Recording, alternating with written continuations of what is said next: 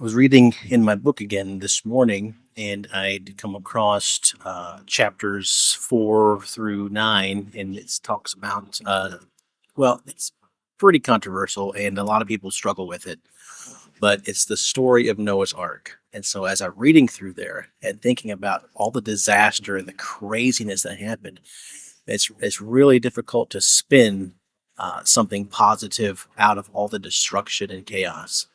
But one thing did stand out to me. I'm like, why didn't God just be done? Just quit. That's basically what I do when something goes wrong, when I have a problem, is I just, I'm done. I give up. I'm going home. I quit. But I see in this story that God is just, right? He's not going to let it go, but he's just.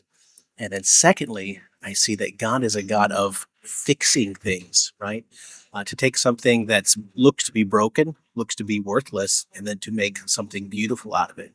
And so, you look at how God worked in that story. Again, many people don't believe it to be true. They have problems with it. They're scared of it. But we see a beautiful story that God says, you know what? No, I'm not going to quit on this. I'm not going to give it up. I'm going to fix it. I'm going to make it better.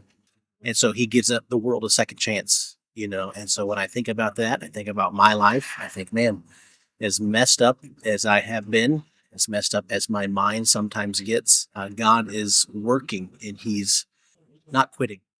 And I know I've met a lot of people who think their life is done. They just want to roll over and quit. And I'm just like, man, don't. God is a God of restoration. He's a God of fixing. The reason that we still have breath is because God is still in the process of fixing us. So don't give up. Don't quit. I was just thinking about Noah's Ark and how God's redemption and his promise. You think about the rainbow.